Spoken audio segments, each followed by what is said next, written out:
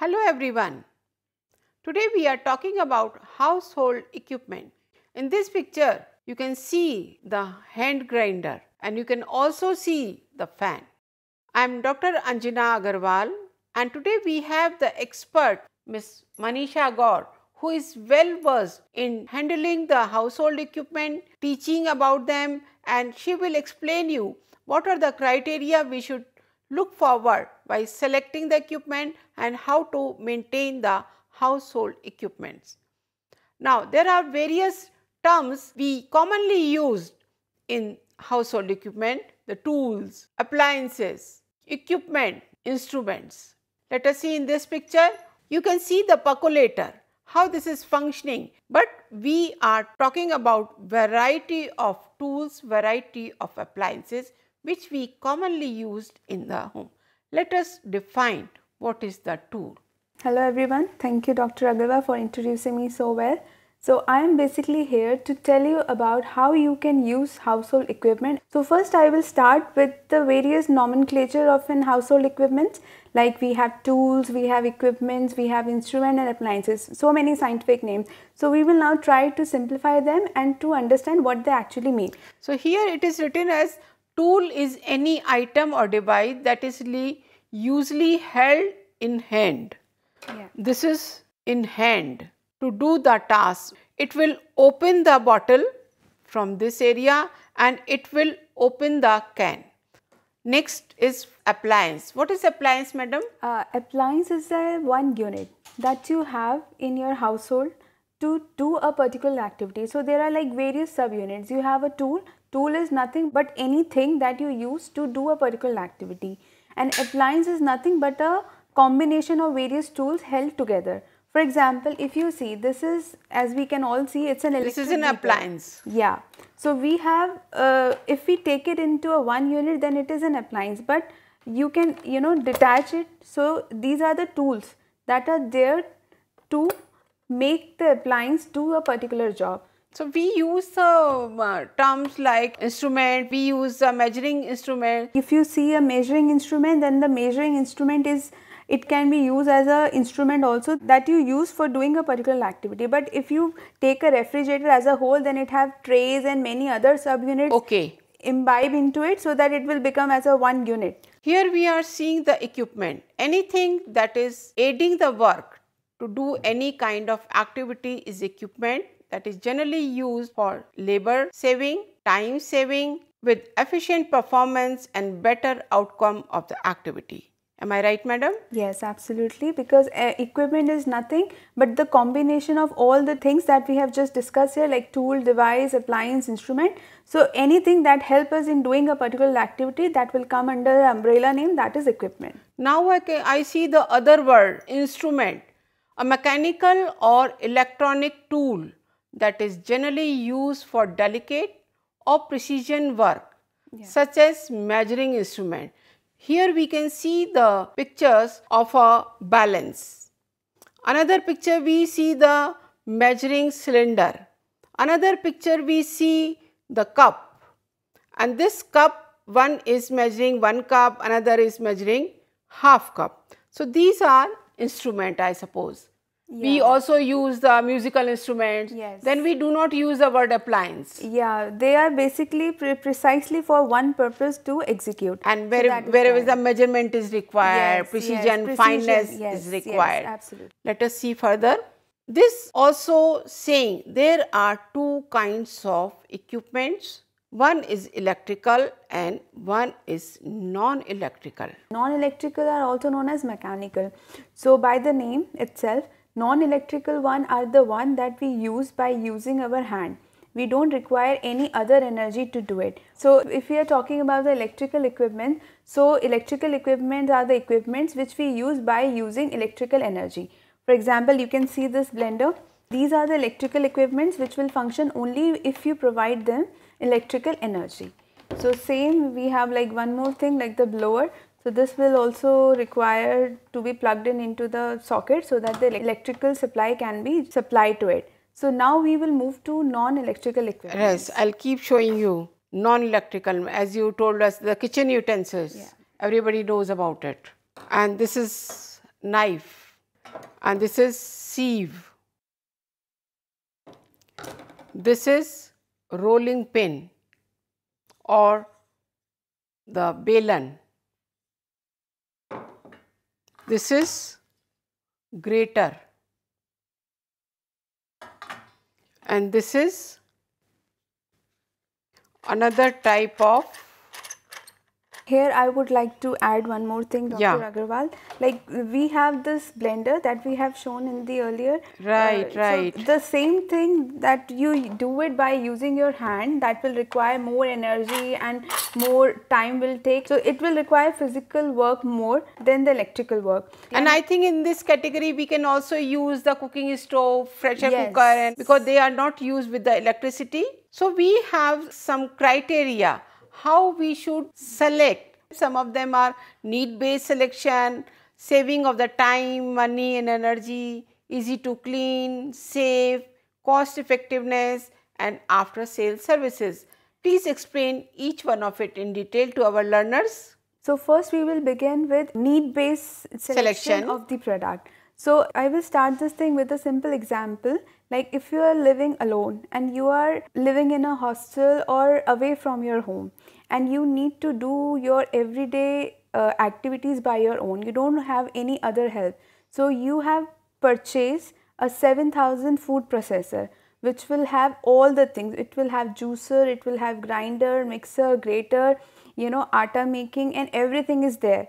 But you just require to do Only to make the milkshake. Exactly. So you need to be very clear what is your need, and accordingly we need to have the product. Otherwise you will just end up wasting more than saving. So I think we should not purchase any kind of thing because others have it. I know, Or and yeah. and somewhere we have gone, it is cheap, let us have it, it will work somewhere, sometime or the other. So that Yes. should not be the criteria Yes. while purchasing or selecting any equipment. Yes. What is the second criteria? Second criteria that we are going to discuss is on how an equipment can be useful in saving your money, energy and other inputs. Okay. I can also take one example of cooking. You have two options of cooking. Like if you have to make pulses and things like that, you need to soak it into the water and then you have to Pressure cook it. Yeah, pressure cook it so that it becomes moist and tender. So for that, earlier it was suggested that you can just put it in a pan and just boil Keep it. at least Yes. 1 hour to cook the dal. But in pressure cooker we can save the time and Exactly, energy, and yeah. of course energy in the form of fuel also we Fuel will save it. also, So let us exactly. see the third point. Cleaning is very tough task, I Yeah, think. yeah, Can we yes. use it for this at the time of selection? While selecting, it's also very important that you look for the appliances which are easy to clean or the cleaning tools are easily available. Otherwise, small particles will get stuck into the various minute corners, Right. and that will impact the efficiency and functioning of it in the longer run. So does that material of the equipment also support in cleaning? Exactly. Like you have, if you take an example of two equipment, one is stainless steel and one is iron. If you don't clean iron well, then on the edges it will start Rusting. But instead you have stainless steel which is like more user friendly and you can wash it in either way and it will be. And I think nowadays we are having the anodized cookware. Anodized cookware They are as very well. easy to clean. So nobody Yes. wants to purchase the brass cookware or the iron cookware because of the ease in cleaning only. Is it right? Yes. Another criteria is safety is very, very important. Exactly. So please tell something more about to our learners. Whenever we go for electrical appliances purchase, we always look for the standardization mark. Like we have Bureau of Indian Standards and we have other standardization authorities that give their own safety marks. For example, this is a blower. It converts electric energy into the heat energy. And in this case, there is a major issue and major danger of getting short circuit Right. and fire. So safety is very much required in electrical Safety is very equipments. important in this case. So you can see here, it's called an ISI mark. So whenever you go for purchase of any electrical appliances, you need to look for the ISI mark and other Indian standardization mark so that they will ensure the quality and the safety of that product. So there may be any other things also for the safety? Yes, this is the main circuit board. Here we can see a lot of socket pans. So it's pretty easy to identify which one is the workable condition and which one is like needs repair and it's broken. These three are not in the functional state, these are broken, and these two are in the normal state and they are functional. So it's important to have a good material used in making such tools items as well. I would like to add one more point here. So when you purchase any kind of thing, so these are the joints. So sometime with the use or while selecting or keeping, or we must see these joints also, because if these joints are loose or showing any kind of free wire or open wire, this can be very harmful. Next criteria that we need to understand and we need to be very carefully observing is the cost. After all, it always end into the cost of the actual material. If you can afford the cost, then only you can think of buying a particular material. So for knowing well the MRP or the maximum retail price of the product that you are going to purchase, it's important to look at the label and to read out the other instruction and the main MRP of the product as well. The next and the last criteria that we have to look for the selection, it's more important from the user point of view than from the seller point of view. It comes when you have actually purchased your final product, that is after sales. Like whenever we purchase an electrical equipment, we are always being worried about how will it function after a while. Like instantly you will not get to know the actual usage, but after a while you will see what damages and what malfunctioning it will start showing in. For that thing you need to be very aware of the after sales services that are being provided by the manufacturer or the seller to the product that you have purchased. And in this case what we look for are like 3 R's. Repair first, then replace and then refund. We will also learn how to care and how to maintain the household equipments. Let us see what is the care we should take. The correct selection you have already told us. Yes. Then correct operation. We must know how to operate. For example, this is one instrument. I have to hold it, I have to plug it. But I do not know this is detachable. This is detachable. These things are kept aside and I do not know how to fix it and operate it, then it will not be of my use. So I must know how to operate it, and this is the button. We can change the setting and the speed. So all these things should be known to us before operating it. Then another very good point is good care and maintenance. We cannot use and throw, we have to reuse the thing. So we have to maintain it. In this equipment you have to see the plug point many times. If this is by chance is in the kitchen, some hot pan is put over it, this wire will be open. So before operating it should be very clean or should be repaired before use. Do not touch any equipment, particularly when it is functioning, with the wet hand or the feet. Ensure that plug is tightly fixed in the socket. Can you show? Yeah, so you have this plug and you need to be very sure that it fixed tightly into the socket so that the electric current can supply directly into the appliances and prevents the short circuit to take place. And some have 3-pin plug. What is the purpose of 3-pin and 2-pin?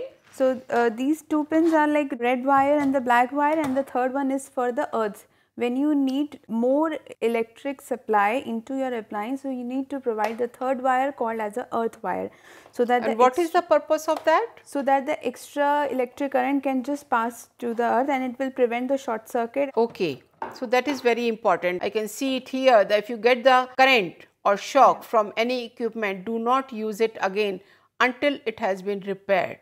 The picture is showing that that person is getting the electric shock. Yes. So we have to be very, very careful. We should not pull that person from the electric shock. We switch off the electric shock, then only you can save the person's life. Otherwise, it can be very threatening also.